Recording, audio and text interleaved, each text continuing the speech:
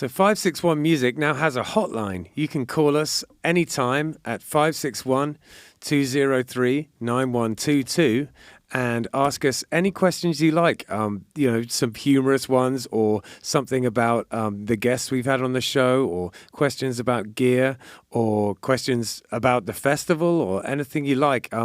It's, of course, 561-203-9122. We would love to hear from you. We did a pretty fun little message, so you get to hear that too. Even if you just call up to listen to me and Hector trying to do a good phone message, that's a good enough reason. But yeah, we'd love to hear from you, so please get in touch. Take a better scene. It's what we're doing. Come and check it out. It's what we're all about. 561 Music. Welcome to 561 Music. My name's Ben. And I'm Hector. It's nice to see you, Hector. Is it, though? No, I'm just kidding. I'm just kidding. I know, it genuinely is. So this weekend, what did we do? We went to Maxie's Lineup. We did. That was cool. I've never been there before. Yeah. It's one of those places, one of those Jupiter places that, I don't know, the food is great. And it just has a good kind of reputation for music. And even though you're just playing right there on the restaurant floor, they do it properly. They have thingy from Spread the Dub, Marcus from Spread the Dub, who does the sound over there. Yeah. Did a great job. Yeah, no, I mean, the mix was good. It sounded good. People, it was funny. Like, people were enjoying it, and then the crowd thinned out a little bit. And all of a sudden, there was 20 people that walked in, 3 songs before the end. So yeah, exactly. Weird. It kind of picked up a little bit at the end there. It was a bit. I think it's partly to do with the seasons dying away, but and also. We never play there, so it's like our usual people. A lot of them didn't come out. No, it's a cool place, and I like that it was for us, it was right down the road for a change. We weren't trekking up to Melbourne or Stewart or wherever the hell else we usually go. Yeah, exactly. And then we played at the Square Grouper, which is a pretty standard thing for us to do. And then we didn't play on Saturday night, and I did not know what to do with myself. It's funny because Kelly actually came to me at one point, and she's talking about something she was doing Saturday night, and I'm like, oh, you got plans? And she's like, aren't you playing? And no, I'm not. And she seemed perplexed by the fact that I wasn't playing. And so I did the same thing. I didn't know what to do with myself. I think I watched a little bit of TV. Maybe I went to bed early. Then I don't know. Yeah. It's become a bit of a ritual to play every Saturday night. It was pretty weird to not be doing it. But then awkwardly, we played on Sunday. Yeah, I know. At Luna Fest, and big up Luna, you did a great job. Yeah. Thanks so much for having us. And we got some good stuff out of that, some great pictures, and there was that little video of us playing the Trampled by Turtles tune, and everyone was so nice there. And I think that when we play at the Kilted Mermaid this coming Friday, we're gonna have some new fans showing up. I think so. Yeah. A bunch of people said they were gonna show up. It's always, it's funny whenever we play a show like that. It's a multi-genre show. It's always awkward because like this time, perfect example. We played after this pretty hardcore punk band. Yeah, and they were amazing.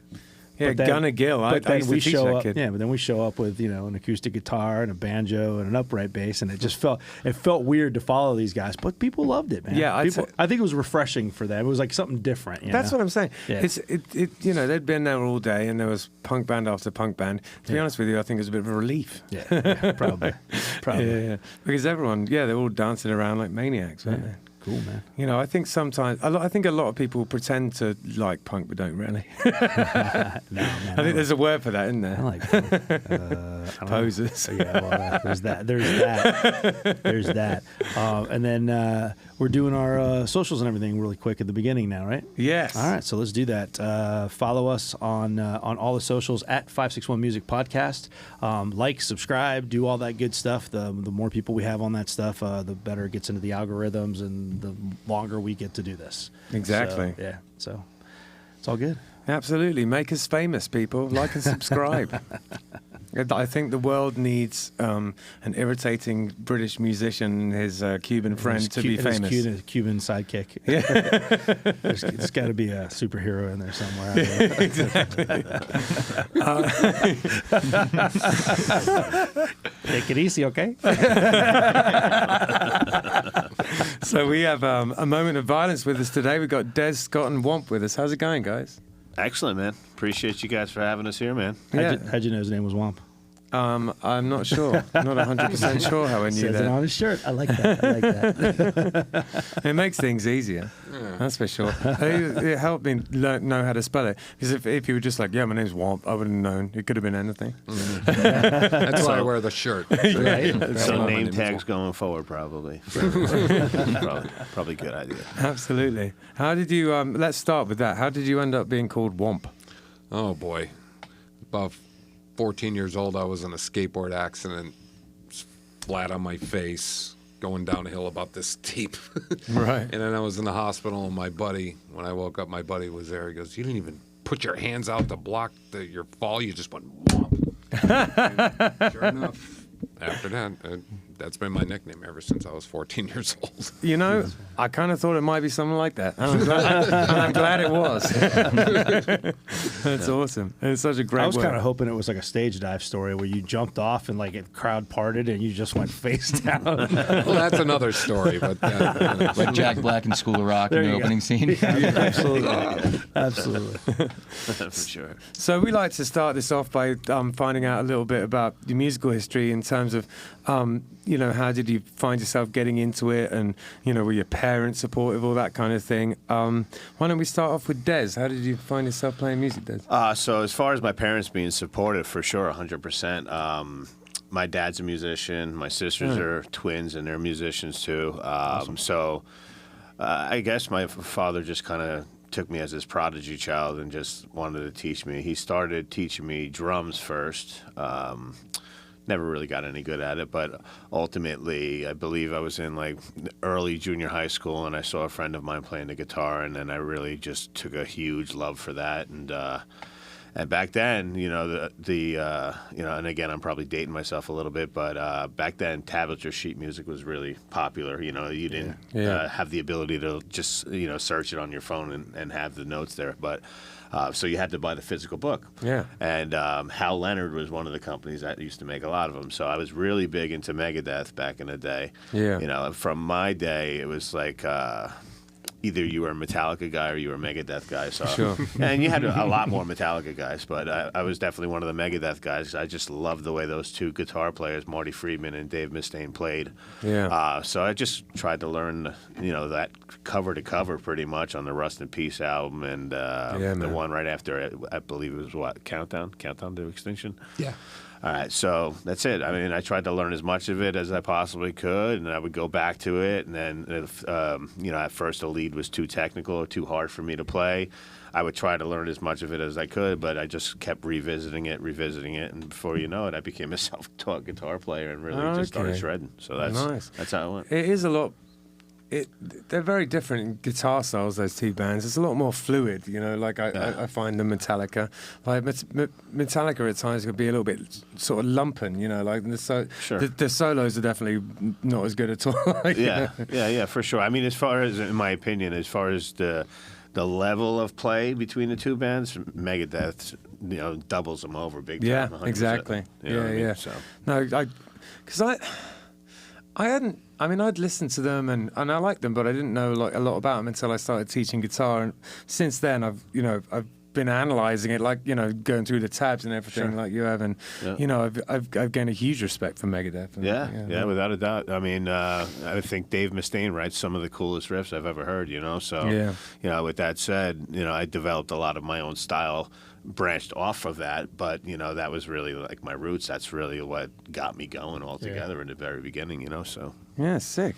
That's awesome. What about you, Scott? How did you find yourself playing music? Well, I grew up, you know, listening to like Black Sabbath, Judas Priest, Iron Maiden. I got two parents that are younger, you know, in like 1987, like when Master of Puppets came out, they were in high school, they were seniors. Right. So they were pretty young and always played that type of music for me. My dad was a drummer in like cover bands and stuff like that. And we never really had a drum set around the house till we moved up to my place in Carmel, New York when I was 7. Yeah. A couple years later, my dad, you know, found some of his drums that he had stored away somewhere. It was all mismatched, different toms, different cymbals, this and that.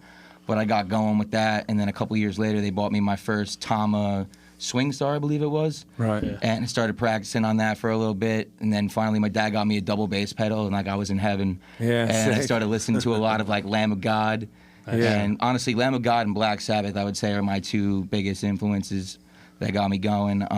When I was about 16, I started my first band. Nice. And then I was in 2 bands at that point, both metal in my hometown. Where's your hometown? What's that? Where's your hometown? Carmel, New York. Oh, that's right. It's in the Hudson Valley of New York. So we had a really great music scene where I'm from. We would book our own shows. We had like between 8 and 10 bands in my music scene. And we Sick. just had everybody partying together. And there was at least like 1 show every month. And yeah, I mean, and then I moved down here. I met Dez playing softball together. Yeah. Bought my first drum kit out here. And then from there it took off. Nice. So, Womp, how long have you been playing music? You was doing it your whole life? As long as I can remember. Was it always bass? Yeah, it was Yeah. always bass because the thing is, everywhere I looked, there was a million guitar players. Oh yeah, there's Sure. Nobody was a playing ton of bass. guitar players. And you get a lot of bass players who were guitar players, but they were voted to play bass Yeah. or something like that. And that wasn't me. Right. I started playing bass. My Uncle Joe, ever since I was a little kid, to this day, he's 70-some years old, he still writes and records Yeah. music. Cool. So he was kind of my main influence getting into music. But Did he have lessons? No, Right. never had a lesson in Self-taught. my life. Have any of you guys had lessons over the years? I've taken maybe 1 or 2 lessons in my life, but I self-proclaimed that I'm a self-taught, Yeah. guitar player. 100%. I went on like Drumeo and done a couple like rudiment exercises, stuff like that, but never really like paid for lessons and had a, like a master teach me anything. Yeah, it can be done. I think that it's a bit of a shortcut if you have you know what? The teacher is like a cheerleader, helps you practice if you don't have the motivation, and also like it can get you certain places quicker because they can just show you, real quick. Sure. But I think it's, it is that you don't need one, Yeah. at the It's end good of the for day. making you so you don't develop bad habits. You Yeah, know what I mean? yeah. Because bad habits are hard to unteach once you have them, Yeah. for sure. Yeah. That's the thing. I mean, I learned, I mean, in grade school and all that stuff. I took saxophone lessons. I was in band and all that stuff. But I bass I learned same, self-taught, etc. And same thing. I mean, I learned a lot of. I learned how to play bass on my own, and then eventually the internet comes around, YouTube comes around. I'm watching these like, I want to get a little bit better. Let me watch some lessons, and then I was like, ooh, I'm doing that all wrong. Let me not watch these lessons anymore. I have so many bad habits, but Yeah, it for is sure. what it is. For sure. I can almost guarantee that if I went into an actual teacher, that they're going to tell me that I hold the pick wrong. They're going to make adjustments. And I've actually tried to attempt to hold the pick the right way, and it's But here's the completely thing: sloppy. is it wrong? Is it wrong? I mean, it's okay. It's the way they want you to do it, and it's the way they teach it, or whatever. But as far as I'm concerned, if it works for you, Right. it's not wrong per Right. se. How do you hold a pick? Exactly. Show me how you hold a pick. I'm really curious. He's gonna be like, Okay. It's not. You just don't have the other thing. I mean, it's not like a million. And the problem Oh, I is see. It's that poking out the bottom. my pinky Yeah. ends up, I guess as a handicap sometimes, holds onto that bottom string, that Right. high string. So, Yeah. You know what I mean? No, I hear you. Yeah. I mean, I hold it like that, Right. but I still do sometimes get the old pink, Right. So just so I know where I am at. Right, right, Yeah, for yeah. sure. So I do that too. But that goes back to Scott's point. You develop some bad habits and stuff like that. That would be extremely difficult to get rid of those bad habits. Yeah, half for the sure. time, you know And what I mean? taught myself how to play guitar first, and then ended up having lessons. And I taught myself how to play E and A backwards. So I still sometimes play them back, even after all these years, Yeah. decades. you as, know? as a bass player, I hold my pick in my pocket. Yeah, you which go. is Like that. in today's day and age, it's tough to find bass players that play with their fingers because everyone's used to, Oh no, like I you play. said, I play. In fact, the other band that I'm in, Euphoria, we're doing an album now, and I think out of like 10 songs, I think there's one that I use a pick because I need like a bright pop or something. Yeah, but yeah. everything else I play. And I bet that wasn't your decision. No, that was definitely not my decision. Yeah, yeah. But everything else I play with my finger. I don't know. Yeah. I don't like playing with a pick. Yeah. No, I I guess hear you're closer to the instrument. I spent years and years. Probably wasn't till I was in my early 20s when I kind of stopped trying to play electric guitar with my fingers even. You know, I sort of, I just played them with my fingers. And I got pretty good at it, like kind of bluesy, you know. Yeah, for But sure. then when I started getting more technical and wanting to play hard rock and metal, I was like, all right, you just got to. Yeah. You need to pick. You got to bite the bullet. Yeah, exactly. At that point, yeah, for sure. Totally. So, how long has the band been together? So, again, Scott and I met each other just by chance. We were both on the softball team. We kind of formed in 2021? It was July 2021 is when we first started jamming. Yeah, so we first started jamming.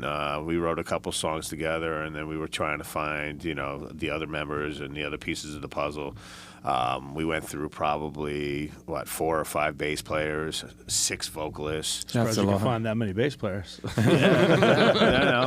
had, again, we're not from Florida. We're not from South Florida area, so, and still at that point we were relatively new. Like, I've only been here for 5 years now. Right. So we had to rely on social media and And stuff I've been like here that. for 2. That's wild. To find, everybody and stuff like that. So, and you'd be surprised. You find some solid musicians on some of these musician pages or groups or whatever on Facebook and whatnot. So again, we went through a bunch of bass players. We got Womp really just joined the band about 3 months ago, maybe 4 months ago. Right. We didn't find Alex, our vocalist, until about 2 months prior to that. So he's been with us since the beginning of the year, maybe slightly into last year. Yeah. And then we had a hell of a time finding a guitar player. And we were, believe it or not, like you just said before, like guitar players are typically a dime a dozen. That's like the most populated instrument to play. Could not find another guitar player. Interesting. And then my neighbor across the street ended up, he was a guitar player. His wife heard us play, and she's like, did you know that Brent plays guitar too? I'm like, no, I did not know that. Had him come over, and he was a perfect fit. Guy was right, He was like right a across the street. He's like a church acoustic guitar player too that played like blues and sang, and then like he literally turned him into a metal guitar player, and he's now Brent, aka the Metal Cowboy. That is the coolest love thing it, ever. He sang he played the blues in church. Not blues in the church, but That's what it sounded like when he said. I mean, I get the blues in church sometimes. No, that's great. 6 singers is a lot. But it just is testament to the fact that you're making sure you get it right. Yeah. I mean, like he said, you get somebody to come in, you're really rooting for them, and you hope that they're the one. But after a month worth of practices, everybody just is you like, ignore some red flags, thinking that this is going to be the one, but then it really hits you like, you know what, this really isn't going to work out. We got to keep looking. Yeah, we've had like all walks And of life. we too. had to fire all of them, and it's never fun. But thank I'm God sure we you finally got through a fair amount of like narcissistic alcoholics with the singing. for sure. It's called. It's hard to find like somebody who's such a team player that works hard and is there every time, no drama, no diva bullshit. Yeah. And it's great. Yeah, we say it all the time though. It's super important to find people that have the level of musicianship that you need for your band, but it's almost more important to find people that you gel with, that you can be friends with outside of the band, people that you respect, that you have a good time with, and stuff like that. I mean, you get somebody that's a complete ball ache and you don't even want to be around them, much less write music with them. Exactly. Yeah. And then you have to, if you start going on tour, you got to go on tour with these people. Yeah. I mean, you're living with these people every day. Yeah. And for sure. then you go to a gun shop, and because you want to blow away the singer or something. But no, I'm just kidding, Alex. I'm just kidding. Well, that took a turn. I don't know this guy, by the way. Sponsored by Smith & Wesson. So but that's one of the recurring themes on this podcast. Is it's almost like you can teach someone to play an instrument, but it's pretty hard to teach someone to like not be a dick. Yeah. Like 100%. You can't teach personality. You have to have it. Yeah. Absolutely. And you can't fix stupid. Yeah. You know what it is like, as the leader of the band and stuff like that, it's just really all about like managing personalities, right? Nobody's perfect. Everyone's gonna have some quirky fucking thing about them or whatever. It's got to be tolerable, and they got to be able to play their instrument very well. And as a team, you got to gel together in order to get to that big prize that you're looking for at the end. You know what I mean? So Yeah, absolutely. You get a lot of bands where they say we're a completely democratic band. That never works. here. Yeah. A band has to have a de facto leader. That's this guy right here. Yeah. I mean, he takes our suggestions and say, hey, maybe we could do this, maybe we could do that, something like that. And he He says deals I'm with a that. hard ass, by the way. The way it works. No, but he's right though. You do need that. Yes. I agree. The way Absolutely. it works with us is I'm the leader with stuff these guys don't want to do, and they're the leaders with the stuff they do want to do. We kind of share the mantle. Yeah. It just sort of depends. Actually, it depends on the situation. If it's what I found is like creatively, it's more or less a democracy, but I historically have been bringing more to the table in that area. And then when it comes to booking the tours and the merch, Hector does a lot of that. He does basically all of that. And then James is pretty hands off in terms of sort of like leading the thing, but he if something isn't going like the way he wants it to go, it'll be He'll let going you the know. way he wants it to go pretty soon. Yeah, for sure. Yeah. So Makes I don't know. We got a weird system going on. It's rough. It's not. I don't know. But it works for us. Yeah, so it's that's it. roughly a democracy works. depending on what. It just depending on what's going on. So a different person's the leader depending on the situation. Right. And I'd say that out of the, I'm the person who's been in the band the longest. So quite often there's things that I'll know that will be right, So in that respect, I will be Just things that work. Yeah. right. Yeah, exactly. And that's really more about. That's how it works with us, I guess. I'd never really thought about it actually until right now. But yeah, I'm gonna be the leader from now on. yeah. There you go. You need to You get heard it your, here be- first. I'm gonna be a dictator now. you get you a crown made. That's right. The king. The king. So, the next thing I want to ask you is, do you have a writing process? Yeah. He writes. Done. Yeah, that's the process. I write it. No. Yeah, I mean, pretty much all the material is stuff that I've written previously. And then, at first I would introduce it to Scott, and Scott would be like, all right, cool, And again, I'm a recording engineer, so like what I'll do is kind of like just write the song via MIDI drums and stuff like that, play the guitars to it. Not really go into a super full-blown production, but I'll actually put out like a template and I'll send it to the guys, and these guys will give me their suggestions on it. Hey man, I like this, but maybe you can do something cool or here or whatever it might be, or I love it as it is, or but yeah, so a lot of the stuff is some riffs that I've had for a very long time, Right. things that just obviously I come up with new stuff too, but at the end of the day, You got like a dearth of material just back there. the process, it's all up here, really, to Right. be honest with you. But I could say firmly right now, I probably have about 20 songs in the arsenal right now, other than what's out there for us already. But with that said, the process really is just I'll write the drum beat for it. If it's something crazy that, so sometimes I'll send something to him and he's like, are you trying to fucking kill me, bro? Like, He usually writes the drums like initially, and then I'll go at it, and then I'll fix them to the way I'm gonna play it. Yeah, sure. Yeah. And then, I'll have the Can you play the drums a little bit? I mean, a tad. I've never seen him try. I'm a better I guess finger drummer. the reason I ask is so. the reason I ask is because sometimes if you haven't spent much time behind a drum kit, you'll play things that you just can't play on the drums. Yeah, you know what I mean? for It's sure. like impossible to play on the Yeah. drums. Yeah, so yeah. I mean, I actually have somewhat of knowledge of what like makes sense and what's not going to make sense. Like I know that you can't hit two toms and a cymbal at the same time because you Right, only right. got two hands. Yeah, You know what I'm yeah, saying? yeah. So I'll put something together, generally speaking, send it to the guys, and then Alex and I will go back into the studio, over the course of time, and we'll just like fine tune it to the way that we want it to be. We'll write the words to it, and then we'll do a full on production of it, and then that's the song going forward after that part. Are Yeah, you cool. writing lyrics and everything too? or- Yeah. Okay. yeah, Cool. Yeah. Me and Alex.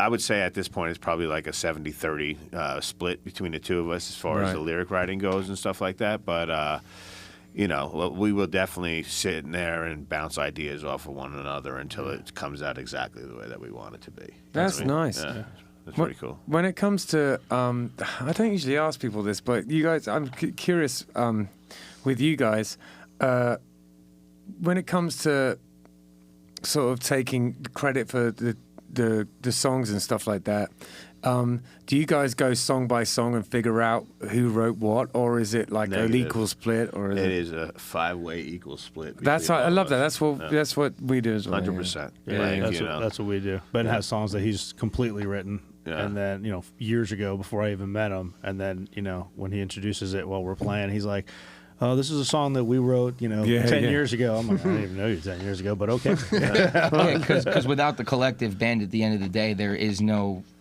production. There is that's how bands break apart. You know what I mean? Exactly. Put that. I've got 100% agree.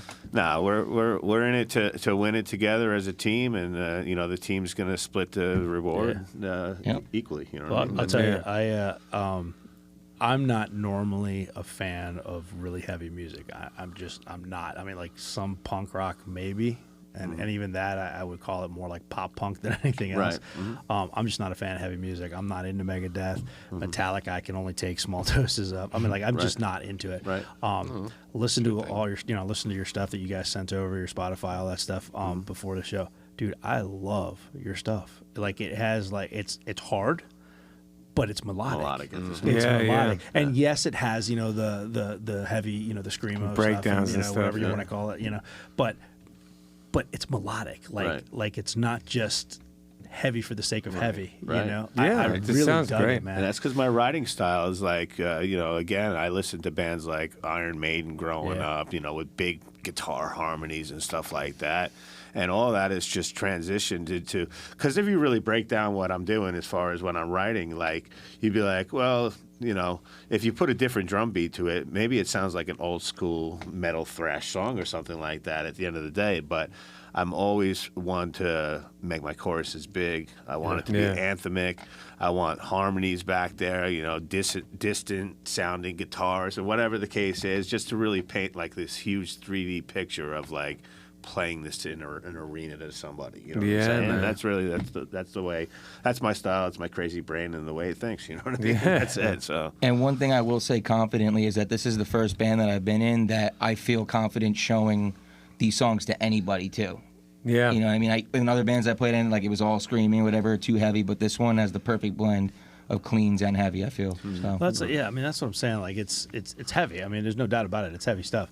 But I hate to use the word radio friendly because that's just such a stupid phrase. But like commercial. But I could totally hear. I could totally hear where that where if I heard that on the radio, I wouldn't be shocked or surprised or whatever. It just has that good melodic, just good catchy. Yeah, catchy. It is. Catchy is my middle name, bro. It is. 100%.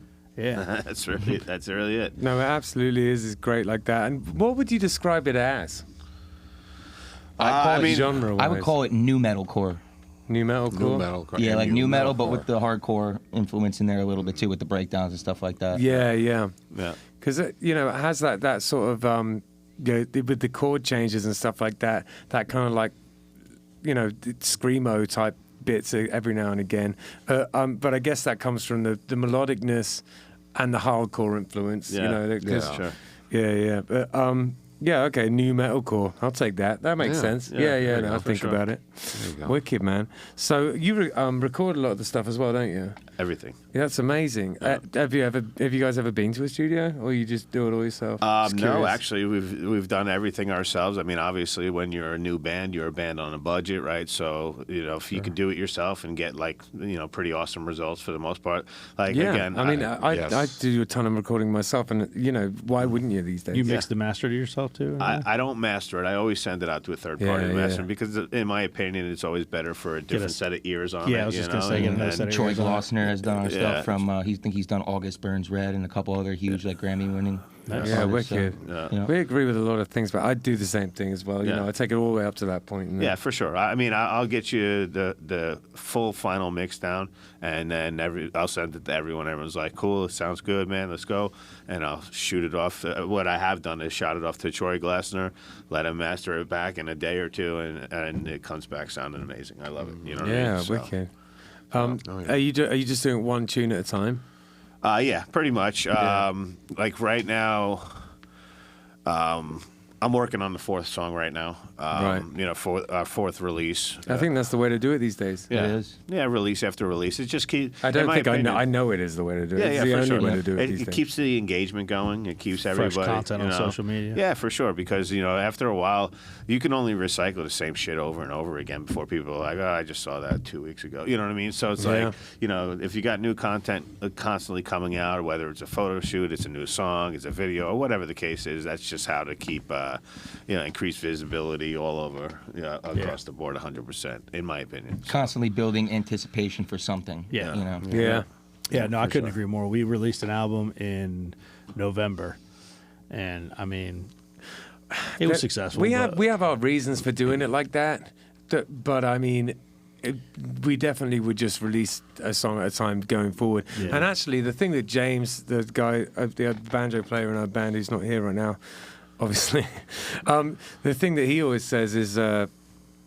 The thing he says we should do right now is to make a video from one of the songs, just to Yeah. give one of the songs like another crack of the whip. He's Yeah. absolutely right. Yeah, it just sparks a little more life into it, and it gives you more content. I mean, content's the Yeah. name of the game these days. Yeah. It's just the way it is. Yeah, I Yeah. mean, think about it though too, right? So like, we released "Fine," right? So we put a lot of energy and focus behind getting that. That was the first song that we did, and for a brand new band that never released anything prior to that, we got a decent amount of traction, like on our Spotify streams and stuff like that. Then we did "Scrape," and it went about double as fast as that, as far as doing that. And when we just released "Forgiveness," that one's got over 55,000 saw streams that. in Yeah, a yeah. month. You know what I mean? That's So- amazing. So it's Did just you do the whole thing where you try and get it onto the Playlist. and curators stuff. playlists and all that? Oh stuff? yeah, I mean, you can always pitch it to. The way that I understand that it works is like before you release it, as long as you give a week before the actual release date, Right. you can go on Spotify for artists and you could pitch it to their actual playlist curators. Yeah, exactly. I've never gotten selected yet, but again, it's only 3 songs so far. Yeah. But if you're pitching your songs towards actual metal listeners and people that are in your genre that would actually like your style of music, Yeah. and not sending it to the hip hop people and the pop people and just stuff that's really completely out of your genre, the algorithm is going to pick up that. All right, well, you belong with bands like this. Yeah. So then, after you keep doing it, like with What do you mean, Forgiveness- like in terms of getting playlists? You mean? Yeah, so I mean, obviously, when you're promoting it on social media and stuff like that, people are going to put it on the playlist, their own playlist or whatever. But Right. the only way that that's ever going to show up as a playlist that you've been a part of is if more than one person actually listens to that exact playlist, right? Yeah. So, Right. But when you're doing that, basically you're generating streams on those people's playlists, but they're all metal listeners and stuff like that. So it tells the algorithm of Spotify that, all right, this is a metal band, and these are the type of bands that we should feature this song with. Yeah. So, and then the algorithmic playlists start Yeah. to happen. So like Yeah. radio, on repeat, and all that stuff. Like if you look at radio, the channel radio on Yeah. Spotify on ours, we've got like 10,000 of those streams are Wow, from that's radio. where that comes Radio, from. That's yeah. awesome. Yeah, so that's the Yeah, way it yeah. works. We got nowhere near those, but we got a few on the radio there. Yeah, that's awesome. The one of the things we did is like pitching it to. Did you do all that stuff with like Submit Hub and all that stuff? Did you do any of that? Not really. Right. I mean, So it's pretty much organic, like over 50,000 listeners. That's crazy. yeah, I mean, and it's. I wouldn't say that they're all like existing fans already. That now, obviously, I mean, you obviously got to put some money behind it to promote it a little bit to some extent as well, because you want the biggest initial push that you can possibly get. Yeah, of course. But now this person person shows it to this person shows it to 10 people, those 10 people show it to 100 people, you know what I mean? So like before you know it, it just starts going. And they're all individual streams, right? So what do we have monthly listeners right now? 10,000. 10,000. That's amazing. I mean, also credit to him. He also sent out like probably 500 emails to internet radio station, college radio station, this and that. Right. And we were on, what's the Gator called in Florida? 107 The Gator. 107 The Gator. It's an internet radio station. Awesome. Shout out to them. We were featured on their, what was it, the top 40? We got to number 4 on there as most requested, number 4. Nice. So they have a large audience, so I'm sure a lot of it came from that. Yeah. Yeah. Yeah. Yeah, that's awesome, man. Just networking, dude. That's it. Back Yep. and forth. It's Yeah. constant with this guy, man. I give him all the credit in the world, man. Yeah. He really lives and breathes it all day. Every It's day. awesome that you got that many like monthly listeners. I've seen some bands where, you know, I see their Spotify streams and they've got 200,000 listens on their album, and Right. they've got like 11 monthly listeners. And Yeah, I'm like, that's a little suspect. For Totally. It's somebody in a sweatshop just pressing the button. You know what I mean? So, Exactly. My finger hurt. I need to get my kids to do that for me. So, have you played much? Have you played many gigs down here? How do you find the Florida scene? well, I don't know if we told you this, but we're from Port St. Lucie, where I Right. live, and we kind of jam out of there. He's from down south, but Right. and again, as far as finding the members and stuff like that, people are from all over the place. But so Treasure Coast area up in Port St. Lucie, difficult as hell to find gigs. It's just, to be honest with you, it's a very high populated retirement area. Yeah. And the clubs and bars up there want an acoustic duo. That's really what they're looking for. Cover bands. Cover bands and stuff Yeah. like that. They're not looking for, metalcore. And Yeah, is heavy there shit. like what kind of clubs are there up that way that you do stuff like that even? Well, I mean, I was able to, again, it's just like constantly just hammering these people, like the club owners. I'll find out the club, on Facebook, and I'll go there and Yeah. send them the same like copy paste template message, like, hey, we're looking to set up a show or whatever. That place Public House in Fort Pierce does gigs sometimes like that. I sent them a press kit, and I got an angry face emoji back from that place. Oh, Jesus Christ. Wow. Yeah, so it's just difficult because they would rather have You got something. Yeah, That's one of the funniest things Kind I've of funny. Have you used Indie on the Move at all? no. So indieonthemove.com. There's a free version of it, like a free membership or Like a whatever. light version, yeah. It's all on the web. It's all web based, but there's like a free account, I guess you can create. Right. There's also one that's like, which I use for when we're doing our tours and stuff. I want to say it's like either $10 or $19 a month or something like that. Yeah. But you literally go in there and you put in the area you want, whether it's a state or a zip code or whatever it is. Like when we're going on tour, I use it because I can, I mean, we go up through like Georgia, North Carolina, and Tennessee, and what do I know about all those states? Nothing. Yeah. And so I can put in there certain towns, certain whatever, and then I can put in what genres I like and what genres I need that match me. And it'll find clubs for you. It'll suggest clubs, and then each club will have a lot of information as far as like if sometimes they have photos, not always, but it'll have who the booking agent is. It'll either have a phone number or an email address Cool. for them, sometimes both. Indie on the Move, It'll, huh? it'll have some detailed information. Sometimes like, oh, they do music on every day of the week, or they only do music on Thursdays and Fridays, from 9 Right. p.m. to whatever. Right. It'll tell you what kind of music they play and what genres they play. It tells you everything. It's Yeah. really useful. It's really useful. That's check cool. it I'll out. have to look into it for sure. 100%. Yeah, Check man. it out. I 'cause- just wrote it down. So. yeah, check it out because you can pop in there. Like I said, you can create a free account and not do the pay thing if you want to just see what it's about or anything. Yeah. But you can go in there and select South Florida if you want or whatever, and try to find all the rock clubs and everything in South Florida. So with that said, though, so getting booked on the Treasure Coast has been extremely difficult. Yeah. Actually, the first one that we got was Terra Firmata in Stewart. Right, yes. And, and we played there. He was looking for us to be a cover band pretty much and just play, hard rock covers and stuff like that. But at the end of the day, he allowed us to play our stuff.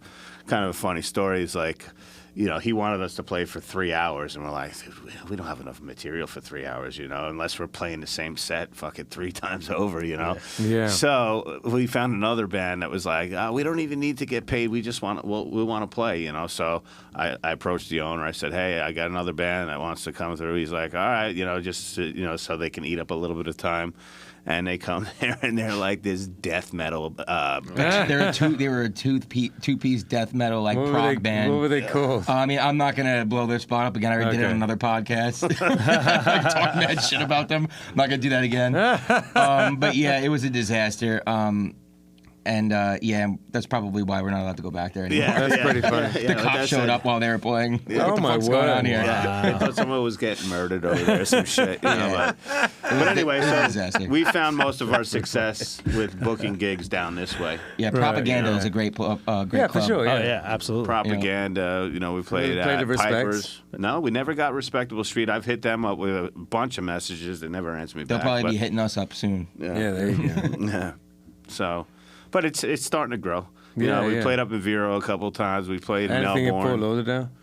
Never in Fort Lauderdale yet. No. Yeah, There's a couple of Revolution spots is like there. the big club over there, right? Yeah, and then you got something like Culture Room is a good one, but that's pretty big.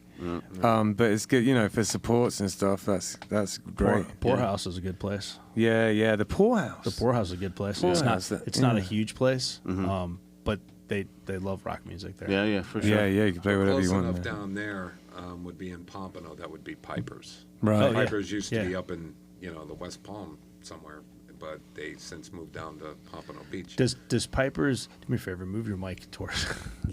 There you go. Is Pipers does Pipers just do cover bands though, or do they do original? They do bands? covers and they do originals They too. do We've played there originals. before. Okay. I know every Thursday night they have an open mic jam, and that's where I met these guys. Okay. Actually. Right. Because I've played Pipers before it was where it's at now. I've played Pipers in like the Green Acres area. Green where- Acres. Yeah, so I played Pipers there years ago. But at the time they were just doing cover bands. I didn't realize they were doing. Yeah, I mean, if original they're Oh, yeah. doing original bands, it's generally going to be a national act, though, just so you know. Yeah. You know what I'm saying? It's not Stuff like you like can just that. walk in there and be like, hey, I want to set up a show. Because I've tried to talk to Greg about that, and Greg's like, my regulars won't come through for an original show like that. You know what I mean, I'll So- tell you. There's a few places. We'll talk after the show. There's a few places that are typically cover places. Yeah. But I know If you that approach them with like a package, if you approach them idea, like, hey, we know a couple of bands and we can put together a night for you or whatever. Yeah. I Cool. can come up with a couple places that I'm would down. probably be open to that. I know what you mean about the heavier stuff being difficult, though. Because it comes with like a stereotype to it. They stigma. think that all of our Yeah. fans are gonna like break their shit and Yeah. start No, fights. Stink up the joint. Agreed. But like I said, your guys' stuff is like so melodic that Yeah. I could hear it in a bar and it wouldn't be offensive or anything. Yeah. You know, like Well, I'll tell just you don't what, bring the death metal duo that called the right, cops yeah. come Just and don't check bring them. those guys. Yeah. No, but like for Death instance, metal you guys were duo. just That's my talking about cousin. how you guys just played at Luna Fest, right? Yeah. We Yeah. played the same day. We Okay. played Saturday, but we played at nighttime. All right. And ultimately, it's just like we felt the same thing. We felt like we were the lightest band out of all of them there. Yeah. Even though our stuff's pretty heavy, but for the bands that I saw, there was like hard ass punk, hard ass deathcore metal and stuff like that. And then we play, and it was just like it was kind of. I feel that we sounded. That was our best show that we Yeah. played You yet, know to what be I'm honest. saying? Yeah. I thought the sound guy was pretty good there. He killed it, Yeah, man. He that's- killed that's it. Yeah, friend of my Lump's. buddy Scott. Yeah. He's a very good friend of mine. Interestingly, he has a good Yeah, story. I walked in and Scott goes, "Hey, I know you," and I couldn't like he looked familiar. And I couldn't place him. I hate that. I sold him a Yamaha sub like I don't know 5 months ago. I happened to be selling a sub, and he drove down to Lake Park here, and he bought it from me or whatever. And that's where the connection was made, right? So then I walk in, and he's got these Yamaha subs, and I'm like, oh, I guess I'm playing out of my own gear. Yeah, it was pretty sweet. Yeah, it was pretty funny. He did a good job though. He did a good job. He did. Yeah, I felt bad for him. Nobody ever knows what to do with us. I've got the stand up bass and it feeds back a lot. And everything. Nobody ever knows what to do with us. And so he struggled a little bit. But we do a lot of our own sound for smaller shows. That's and so, cool as shit, So though, we to say turned that around bass. and I told like him that. like, hey, tweak this, tweak that. And he's like, oh, okay. And then he did that, and it kind of dialed it in, and he felt much better. And he was so apologetic after. I'm like, nah, man, you did fine. It was fine. And he's a good sound man too. Yeah, he Yeah, is. it was Scott fun. is a very good sound man. No, he absolutely is, and you could tell tell he just hadn't done a lot of stand-up bass, and it's its own thing. It's stand-up bass. Not only is it its whole own thing, and you kind of have to know how to do it. Right. Secondly, they're all different. Yeah. Like, they all sound different. They all Also, have I different hate like resonant frequencies. You know? Right. I Also, can't. hate I it. don't know how. I don't know how you play those stand-ups. I tried one once when back in my drinking days. Now, for transparency, I'm sober 27 years. Yeah. But back in my drinking days, we were at a bar and somebody, hey, you want to try my stand-up bass? And I was bombed out of my mind. I'm sitting there trying to play it, and all of a sudden, I just leaned forward and I fell, and I, right on top of it, was just kaboom, and I was like, oh, this is going to be expensive. Oh, you Picked smashed it it up. to bits? No, it was fine. Is that why you quit drinking? I'll tell you. So the Much other worse than band- that. The other band that I'm in, Euphoria, I play electric bass in that, just a regular electric bass, and shout out to my Rickenbacker. Sexy bass that it is. It is a beautiful bass. It is a beautiful bass.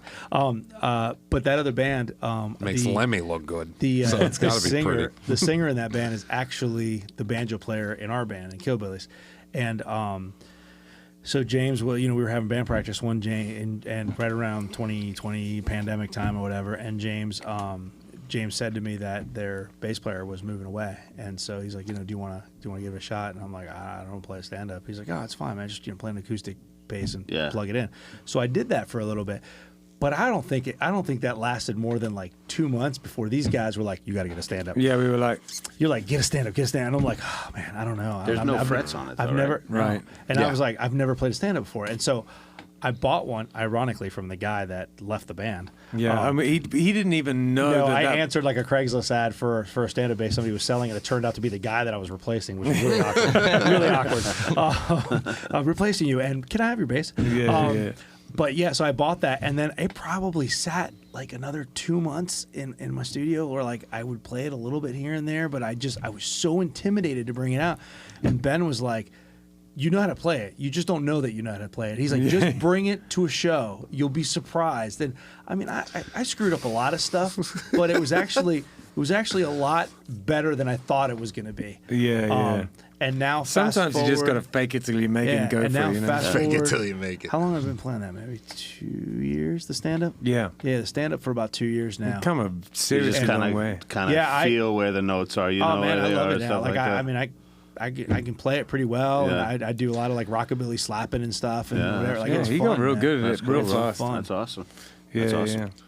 No, but Hector's, he's one of these people. If he puts his mind to something, he usually figures it out. Clever I bloke. just don't ever put my mind in it. See, that's the thing. I mean, we're bass players, but I cannot handle those things. I've Right. tried them before. I mean, I fell on top of one, but I have tried them before. Yeah, but I'm sure. I mean, if you had the time to deal with it and kind of practice it, I'm sure you could pick It's it up. funny though. Really? It's fun. It's something that You're a pretty good regular bass player.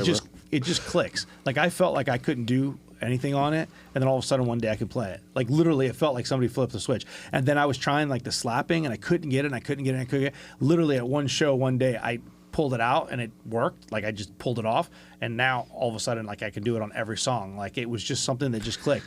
And so my latest thing now is I'm bowing it now for certain songs to like There get you certain go. There you sounds go. and That's stuff. cool. Yeah, it's There you pretty cool. go. It's fun. That's pretty cool. But Yeah, he was man. saying about that, and I'm like, can you imagine a stand-up bass in this kind of? I think it would be amazing. I mean, if you can Well, you make it said happen. they stand out. I'd smash. I play Ace of Spades on it, so I mean, we play Ace of Spades. That's awesome. Like, how?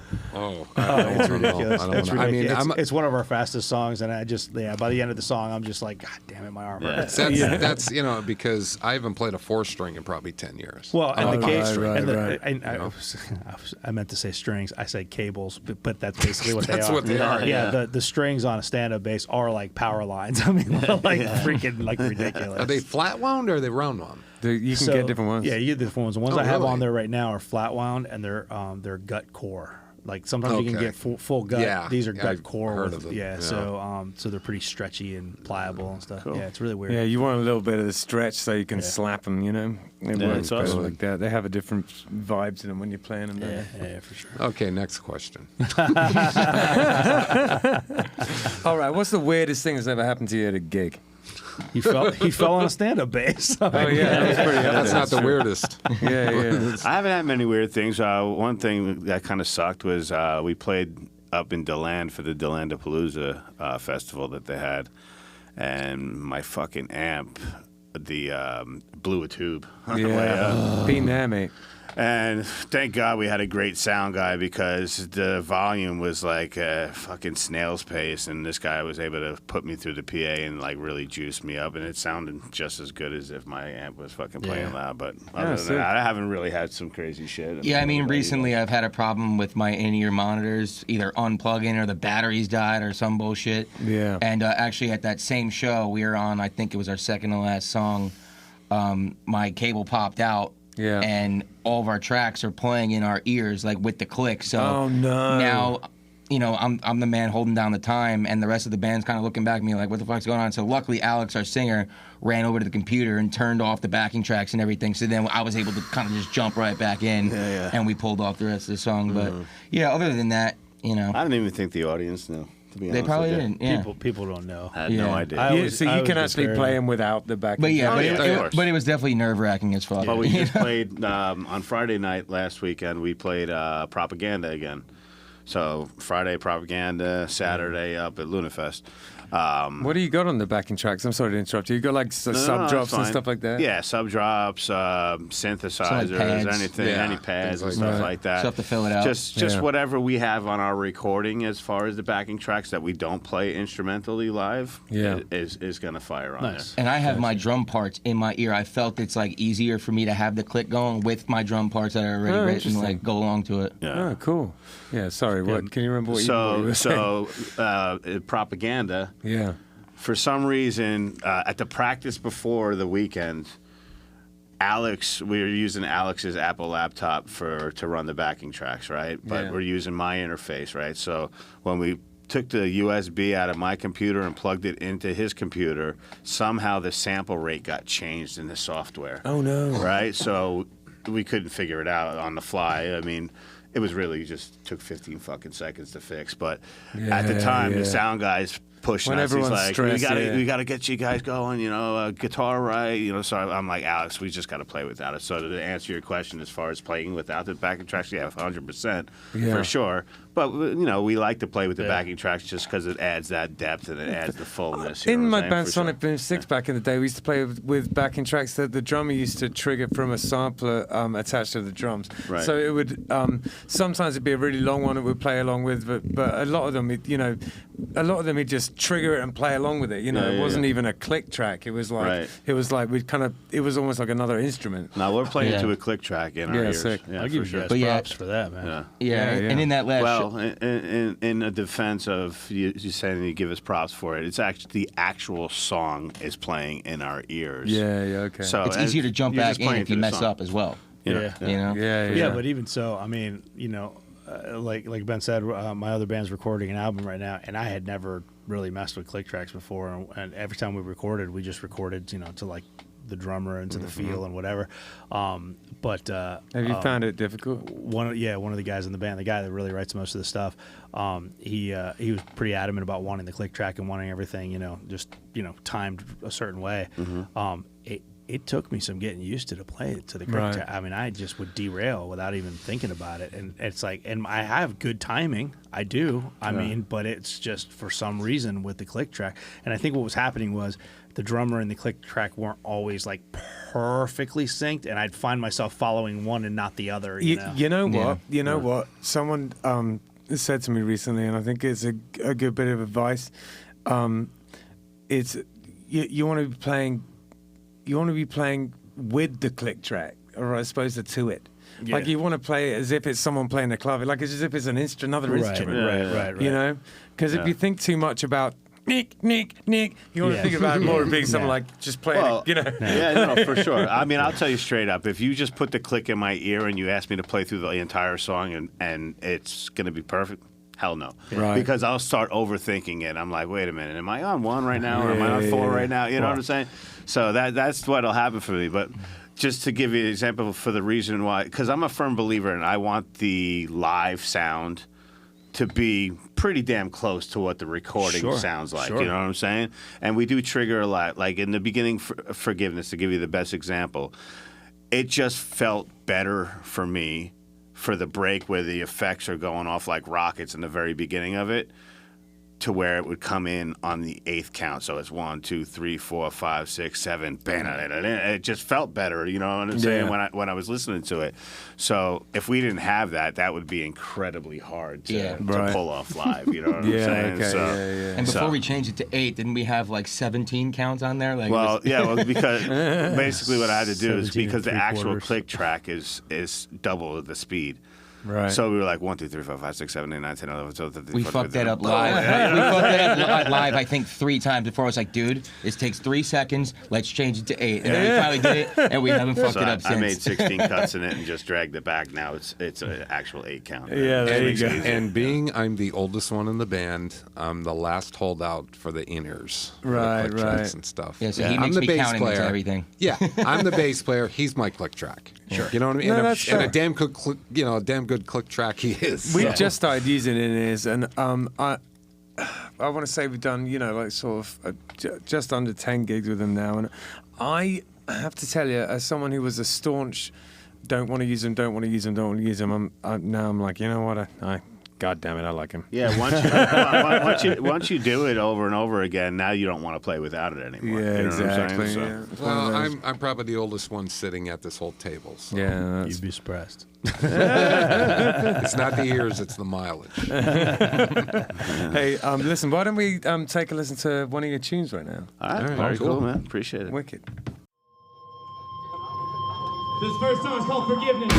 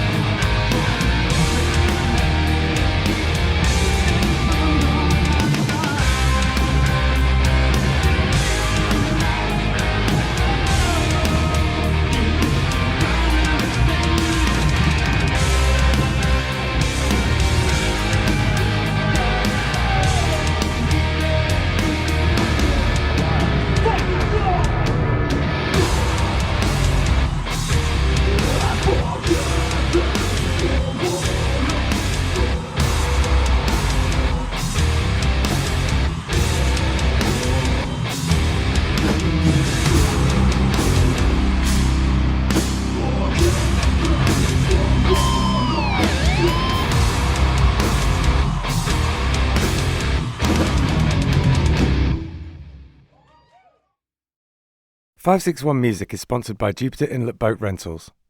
Jupiter Inlet Boat Rentals and Boat Club is Palm Beach County's premier boat rental company and boat rental club. They have been in continuous operation since the year 2000 on the beautiful waters of Jupiter Inlet.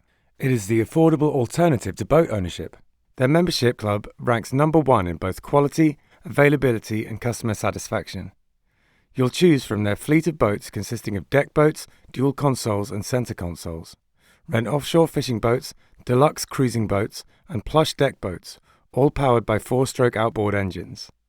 Their vessels are fully equipped for your safety and comfort with styles suitable for ocean and intracoastal use. They are located just 2 minutes away from the mouth of Jupiter Inlet, which means fast access and the most beautiful stretch of the intracoastal. In fact, no other boat company can match their ideal location. Fishermen will be thrilled to note that sports fishing starts just a quarter mile offshore and the warm Gulf Stream is a mere 3 miles from the shore. The address is 1095 North A1A, Jupiter, Florida 33477, and you can find it at jupiterinletboatrentals.com. The telephone is 561-741-1212. In their efforts to make boating affordable, they offer rental discount membership programs that do not require a large investment up front. You pay a little to join and pay as you go. Other boat rental clubs take all your money up front, charge a monthly maintenance fee, and hope you never show up. At Jupiter Inlet Boat Club, plans start at $700 to join, and each time you take out a boat, daily fees start at just $249 plus fuel. There are no monthly fees. If you have heard of the Boat Club from 561 Music, please let them know when you call or go there to book a boat, and the friendly staff will take that into account and take care of you. We are also sponsored by Oasis Root. Now, Oasis Root Kava Bar is in Sea Grape Square on Indiantown Rd, and it is a kava bar. If you don't know anything about kava, it's a Polynesian root that you grind up and you mix with water. And it has been in Polynesia for potentially thousands of years. It's an old thing that they used for kind of ceremonial and also sort of leisure purposes. It's meant to be something where, that brings people together. You all take a shell of kava and chink them together and say bula and have it together like that. It's meant to be something to bring people together. It's has a kind of an effect, which is, I guess, a kind of a slightly warming effect. It just kind of makes you feel nice. It's not particularly intoxicating. It's not like drinking alcohol. So the atmosphere in a kava bar is sort of like a cross between a regular bar and a coffee house. It's pretty chill in there. You get all sorts of different types of kava bars. Some of them are more like a club, there's sort of like blacklight and EDM playing. And some of them are more like a cafe. This is one of the cafe type of ones. It's super chill in there. If you're looking for somewhere to, I don't know, maybe go and do some work on your laptop or go and have a chat with friends, it's perfect for that kind of thing. There's a foosball table in there if that's your jam, or baby-foot as they call it in France. And Jim, the owner, is a really cool guy, and he has very kindly sponsored our podcast. So thank you very, very much for that, Jim. They also do a poker night in there, all sorts of things going on at Oasis Root Kava Bar. 561 Music is sponsored by Live Music Community. It's where we film the podcast that you're listening to right now, and it's also where I work. Gavin, Hector's son, was a student here for a long time, and in many ways he's the musician he is today because of the teachers at Live Music Community. We taught him not only about his instrument, but also about being in a band, and his band, Unemployed Youth, accomplished a lot of goals, mostly band etiquette, how to work together, and all of the nitty-gritty that goes into being in a band on a day-to-day basis. The student signs up for lessons, learns their instrument, joins a real band, and decides the direction it goes in. And we can take people from very young age, 6 or 7 years old, all the way up to 80. There's no age limit here. We run an adult program for people who want to be in a band as adults, but really the main focus is on the kids and getting them playing together and in bands. We are also a studio, a live stream venue, and we can record audio or video. The Killbillies live album, Warts and All, was recorded here. It was recorded during a live stream that we did during COVID. Justin had a great idea to record live streams during COVID. A ton of bands came in, and it was a real success. But outside of that, we can record albums, we can help you with your EPK, and we have full audio-visual capabilities here. LMC is in Palm Beach Gardens on the northwest corner of Military Trail and North Lake Boulevard. It's north of the gas station, right before you get to North Lake on Military Trail. And if you go to livemusiccommunity.com, you have all the information you'll need right there. All right, so we were just listening to an ad for Live Music Community, which is where we're sitting right now. It's my place of work, and I'm very fond of this place. And it you know, it's primarily a music school. So do you have any advice for upcoming musicians? Yeah, I mean, realistically, just the name of the game is he who holds the axe the longest wins. So, really just practice and be diligent about what you do and be passionate about what you do.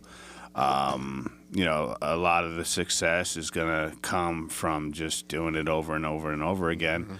But at the end of the day, if you fail, don't give up, man. You just got to keep going, because the minute that you give up is the minute right before you made it. So that's the way I look at it, for sure. 100%. No, I agree with that. This guy Ace from this band Skunk Anansi, this English band, they were very successful in the UK and kind of successful over here too. That's what he you know, always said to me. You know, it's like, you know, when I asked him if he got any sort of advice or whatever, he's just like, stick at it, and when you've been sticking at it, stick at it some more. You know, yeah, that's what for it's sure. about. You just got to keep persevering through it, man, because you're gonna have ups, you're gonna have downs. You're gonna have probably more downs than ups, rather. But you know, the ups will definitely outweigh the downs big time if you just continue going, dude. 100%. Yeah, totally. What about you, Scott? Yeah, honestly, I'd say the same thing. You know, I'm a big comedy fan as well. You know, comedians, they go into clubs, they get up there every single night. They tell the same jokes over and over again until they polish the joke and they're getting the laughs they want. I think it's the same thing, and it's like guys who are in the gym, like, they're successful because they go on the days even when they're tired. Like, it's the same thing. I know that every Tuesday, no matter how I'm feeling, I'm going to have to get my ass up and go to practice right out of work. I'm going to be up at 7 and I'm going to get home at 10 o'clock at night, but that's just what it takes. You know? Absolutely. You got any advice over there, Womp? To starting musicians? Yeah. Don't. No, I'm just kidding. I'm just kidding. Don't be a bass player. I'm going to I'm going to just be what Des just said about persevering and really sticking to it. Tenacity. You know, absolutely. Yeah. And don't get a big head. Yeah, please. that's important. And network Always. like a son of a bitch. Yeah. You know, You see, because you never know who you're gonna meet. Yeah, Really. because that's easier said than done these days. But back in our day, there was no internet. You know what I mean? We put up posters. Remember those? Yeah. Oh yeah, you'd walk into Guitar Center and you'd walk into the back area and they had the cork board and there was an ad, and there was like an ad for a drummer and an ad for guitarist With and little a singer, labels that you and then could pull up. 37 ads for a bass player. Right. What? There was always 37 ads for a bass player. I don't know why. I don't know why we were so hard to come by. I was dying to play in a band. No, I did that once with the little rip-off things, and I had about 12 little rip-off things. This is a bass player in need of a gig, and the next day I went there, and they were all gone. All the rip-offs were gone. I was like, oh, Did anyone okay. call you? Yeah. Oh, yeah, I there got you a go. lot of phone calls, but a lot of them were like, yeah, we're some deathcore judge band, and I'm like, nah, never mind. That's the thing. I used to post like you know, band mix or Craigslist or stuff like that or whatever, and you know, as soon as I would post something saying, you know, I'm a bass player looking for a band, whether it was a cover band, original band, whatever, man, I got so many responses. Like, I don't know why. I know a lot of bass players. That's the thing. I know a lot of bass players. So to me, I don't feel like there's this like scarcity of bass players, but it always feels like there is. Yeah. Well, there you go. Yeah, I could say that, because the thing is how I actually met these guys. They were down in Pompano, you know, which is far away from these guys. Sure. Just a jam night. Yeah, at a jam night. And all of a sudden, these guys are getting up and they're playing. And the first time they played, they had a bass player. And I'm thinking, wow, these guys are awesome. Second time these guys come, their bass player didn't come. So I went up to him and I was speaking to him and I says, you want me to play bass for you? He says, yeah. I says, what are you guys tuned to? And he's like, C. And I'm like, oh boy, all the way down to C. But I play a 5-string. So I'm like, you know, I don't know any of their stuff, but There I'm you sitting go. there Just playing on the C. first fret there. Yeah, and I'm going stuff like that, and that was my first gig actually with these guys. I don't even know any of the songs. Oh, that's awesome. And then I kept in touch with him for a few months after that, and then our bass player just hit me up one day, the one that we had at the time, and he was just like, yeah, going forward, I'm not going to be able to be in the band anymore. I have no fucking idea why, but, you know, things were just starting to happen. But, you know, I respected his decision, so I called him up, and I'm like, hey man, you still want to play in the band? He's like, let me think about it for a half a fucking second. Yes, let's go. Yes. Absolutely. So, Absolutely. He was waiting for that day. I was waiting for that. He says, your dream is about to come true. I says, I'm getting a date with Drew Barrymore. He goes, no, the other one. See, you don't know why your bass player left, right? But if there's an underlying story there. There's like, I mean, he was talking about guns earlier, so I'm just saying there's probably some weird threatening thing, and then your bass player's like, I can't play with you anymore. I can't tell you why, but I can't play with you anymore. And then suddenly, I'm just saying. It's suspect. apparently, I run a pretty tight ship, so maybe he just couldn't take the heat. He just got married too. Makes way more sense. The Yoko situation. Well, that's, I mean, my first wife is a convicted felon from Jersey. Oh, jeez. So, no, seriously. But she's a mother of my 2 kids. We found out we made good friends, but better You enemies. might not but want to tell anybody that, bro. I'm not telling anybody. She don't care. She doesn't.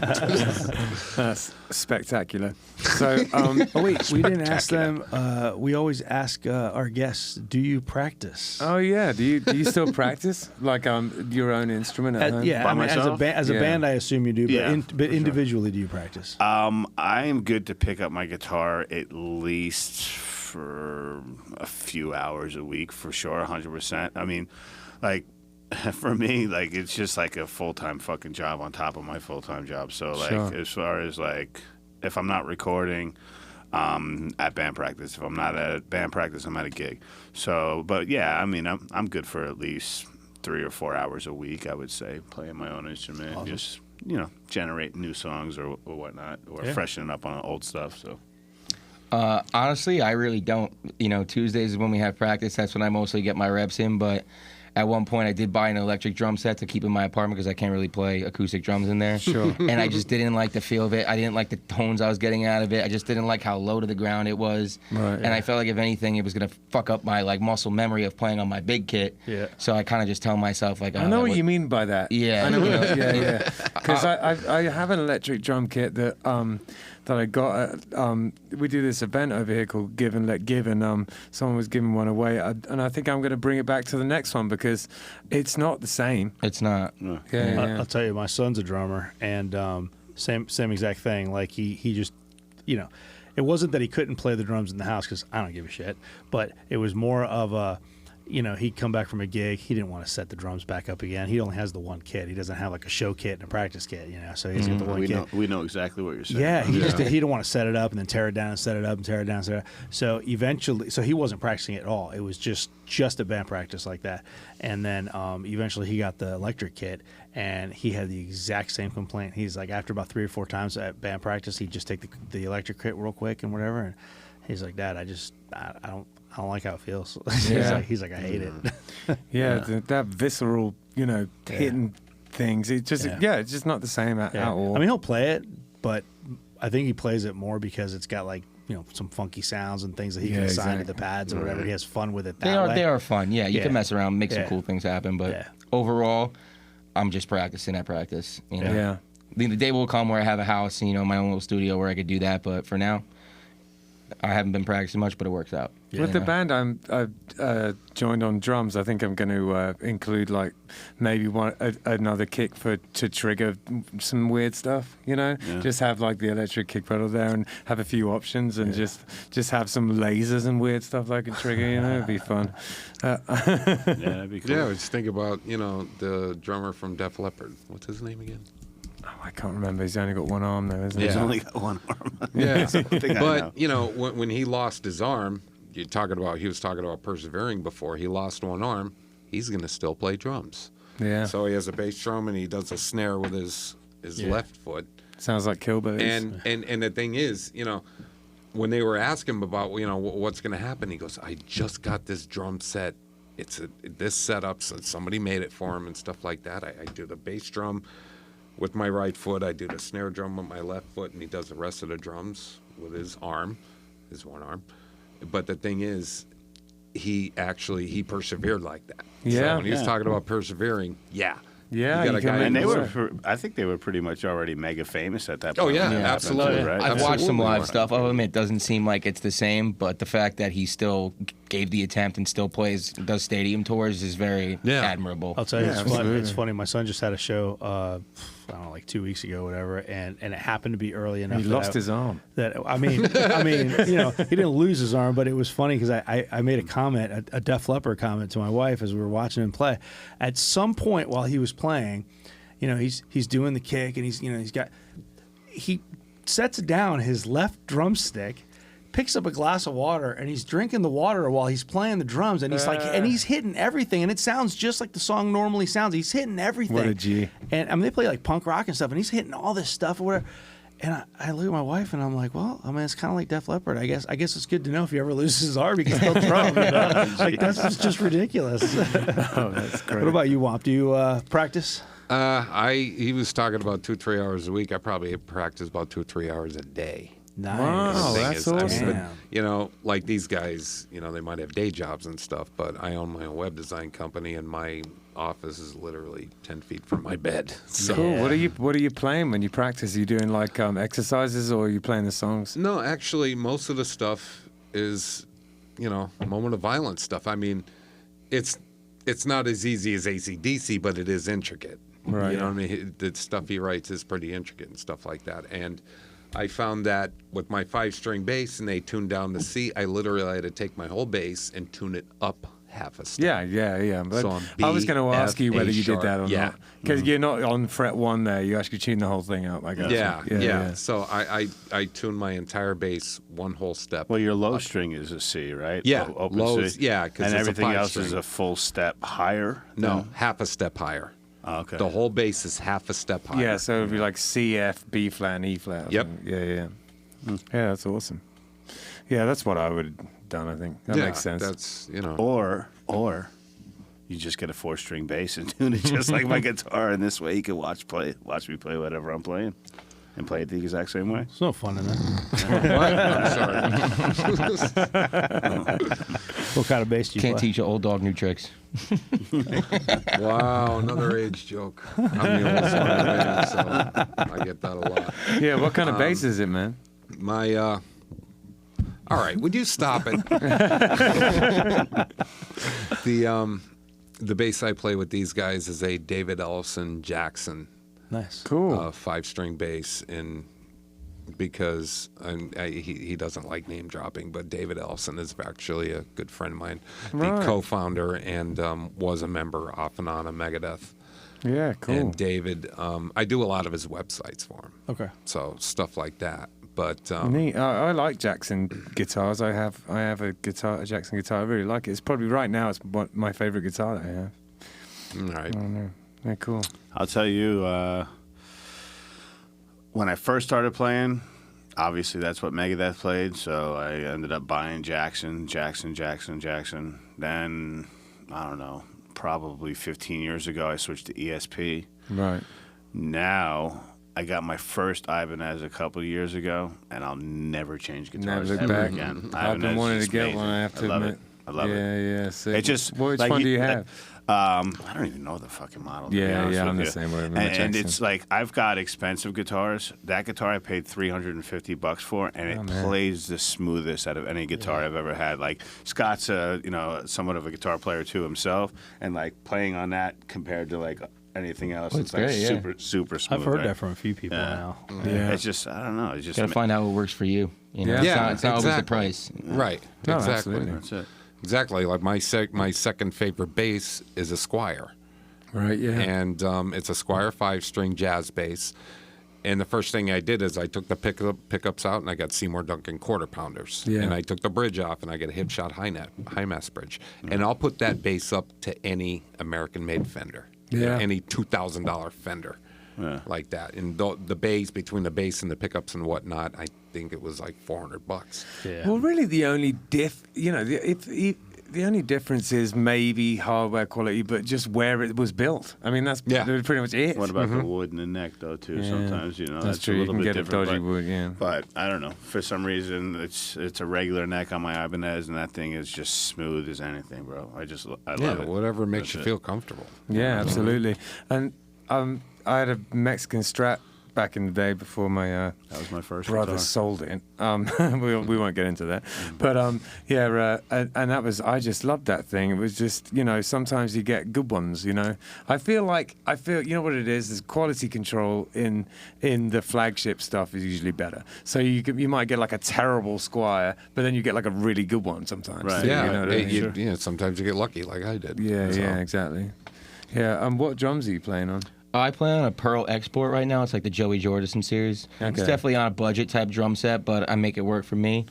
I use G2 coated Evans around my kit, Yeah.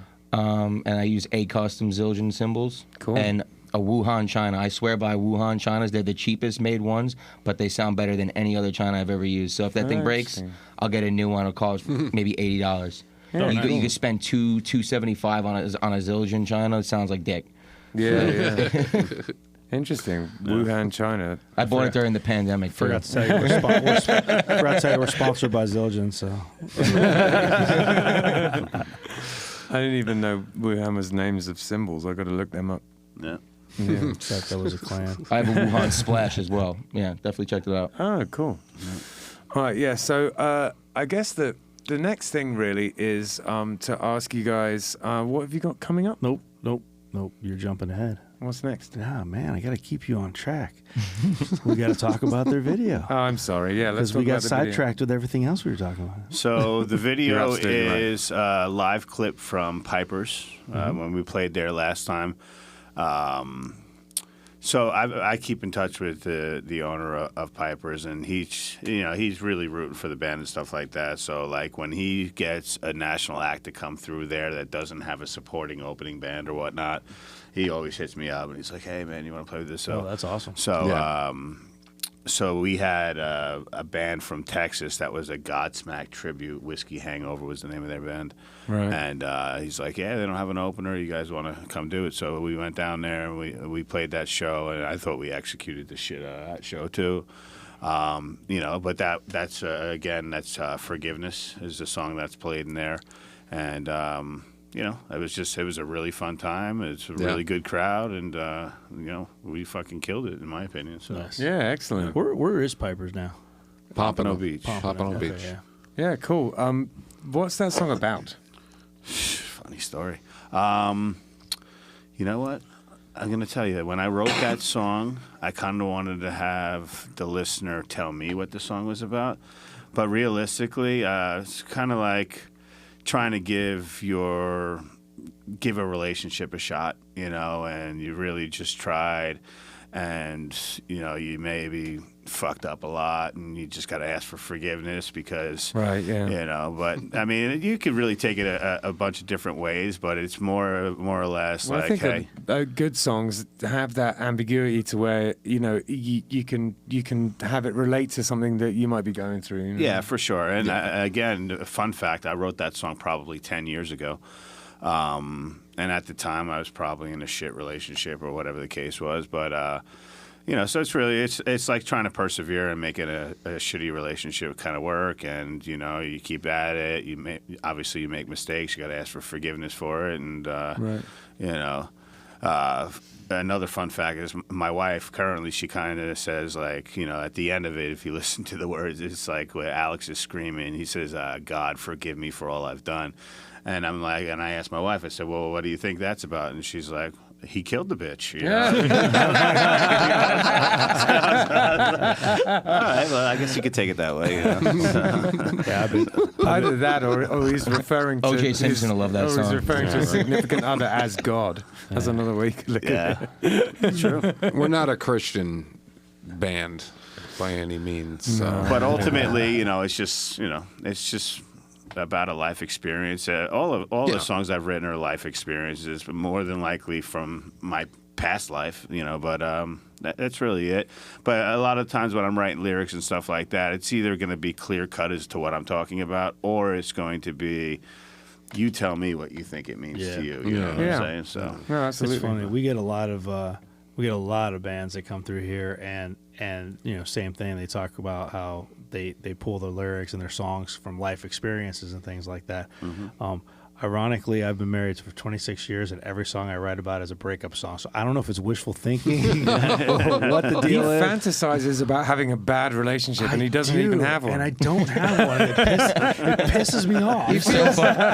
Because he's a musician, and every other musician has shit relationships at one My point. wife's He so feels good left to me. out. It pisses me off. You just gotta be like, "Hun, it's bad press." For Right, if I say right. that. I mean, So, sometimes I just wake up and I'm like, could you just be shitty to me today, please? Yeah, I have. Sometimes I feel like just sort of constructing a song that's about like a love relationship, but I don't know. I know that somewhere deep inside, even if Christy knew I was just making it up off the top of my head, she would think I wasn't, so I kind of steer clear from that. Apart from, every now and again I'll write a song about Christy, but most of the time I write about other stuff, just try and keep it.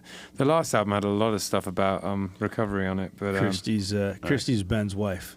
yeah. And my girlfriend. You guys are a throuple? Love you, Christy. So the ex-bassist from Killbillies is calling me right now on my phone. He just hung up. I was going to answer it live on the show. That would have been pretty funny.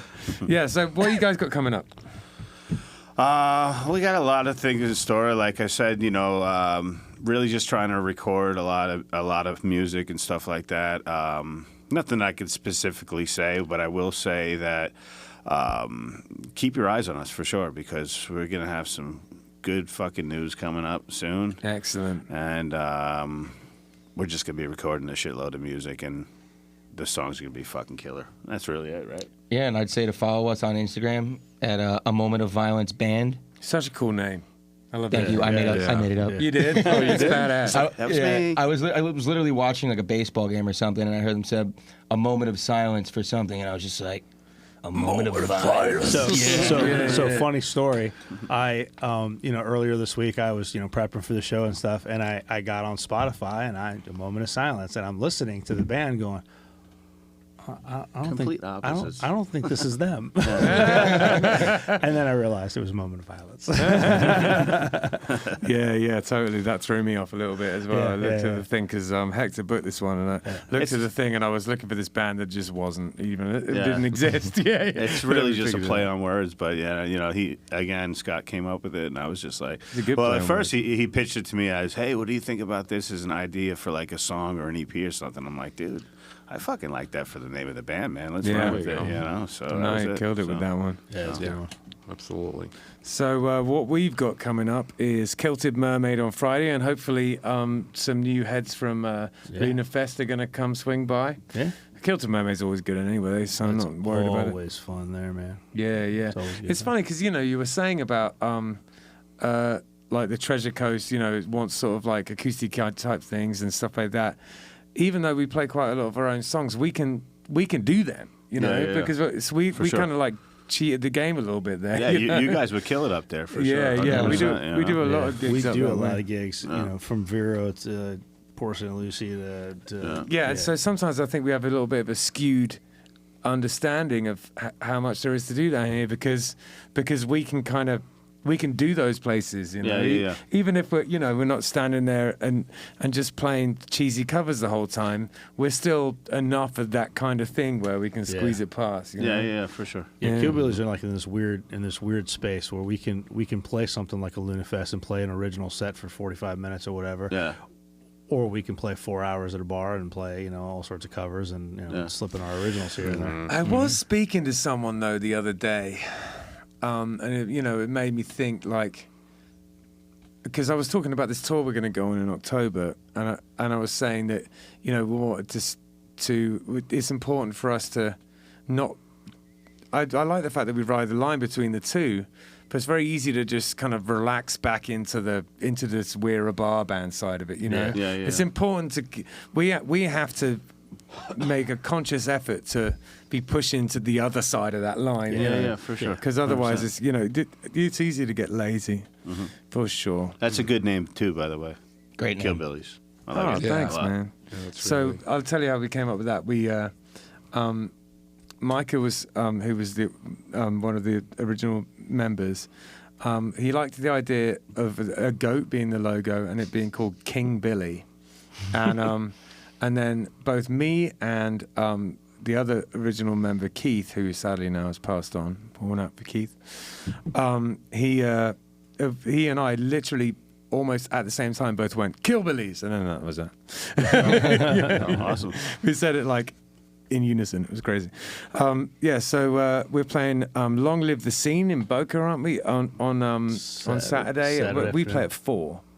And that should be cool. That's so Ricky Balouf, who is a very good friend of the podcast and personal friend, and we're even making music with him these days. Yeah. He is a he has this whole kind of initiative, Long Live the Scene, which is like a website and it has blogs on it and stuff. Yeah. And it also organizes gigs and is kind of like a bit of a record label too. It's got multiple arms and it's just based. It's the same idea as this podcast. It's just promoting local music, trying to get local music out there. Cool. He's doing a great job of it. And actually, you know, Ricky would want to know about you guys, so hopefully he'll listen to. I'm sure he will listen to this episode. He listens to all of them. He listens to every single episode. Like I'll release this at midnight on Thursday, and at 7 a.m. Ricky's blowing up my phone. Yeah. 7 a.m. Friday, going, what about this? What about like asking questions about the band or like whatever? Yeah, so he definitely will listen. Yeah. So anyway, because he's the kind of person that is helpful for getting gigs around here. Yeah. So, yeah, man. And then we're playing Das, which used to be called Das Beer Garden in Jupiter on Saturday night from 7 to 10. Yep. Yeah. Cool. Yeah, and I think, is that it? That's it. You have anything on Sunday? No, I'm going to a thing called Ninja Warrior with my brother-in-law, What which the is hell is Ninja Warrior? I think some kind of obstacle course. Wasn't it like a TV show? Yeah. It is, yeah, but we're not going to watch the TV show. We're going to a place where you get to kind of like be one a bit. It's like a kids thing, I think. Oh, I'm not you're going to 100% actually do it? Yeah. Oh, Jesus Christ. I want to be a fly on the wall for this. I'll take lots of pictures of me looking. Take video, bitch. Don't take pictures. I want to see you doing this. Huffing and puffing and trying to hang on for dear life. I know, really. You find out it's actually the TV show and he's doing the swing. Oh, shit, what the hell? I get winded if I try and change a He's light bulb. I'm auditioning. going to struggle. He ends up winning the damn thing. God damn it. Yeah, so that's what's going on this weekend, and hopefully you will see you out at some of these gigs. Do you have any gigs lined up? We've got a couple things in the works right now. We just finished a really big stretch over the last couple of months. We did like we had one stretch where it was like 7 weekends in a row or something like that. So right now I think the plan really is just to focus on just putting out some more tracks and stuff like that as well. Cool. But I do have some stuff in the mix right now, and obviously when it's solidified, I'll announce some stuff like Nice, that. nice. You know, Nice, man. Yeah, there's a reason we have to go and record stuff, and that's all I'm saying about that. Got it. Yeah. They're going on tour with Megadeth. They're just not saying it. Yeah. Anyways, thanks so much for coming. You guys Cool, are man. all Appreciate super you cool. guys. Thank you. Yeah, definitely. Thanks Thank a lot, you guys. guys. Appreciate Yeah, you, man. thank Thank you. you. And all right, I guess that's it. We'll, please like and subscribe. We talked about it earlier, but it doesn't Absolutely. hurt to talk about that as At much as possible. 561 Music Podcast on all the socials. Like, subscribe. 561music.com. There's a tab for pretty much anything you need, whether you want to see past episodes, submit your own band, if you want to, whatever, Yeah. support the show, Yeah, for sponsor the show. Everything's on there. So Yeah, call the hotline and send us funny messages. yes, the hotline. The 561 I hear you Music guys are coming hotline. out with new underwear. What's up with Yeah. It's those ones where. No, I'm not going to. And on that note, peace out, guys.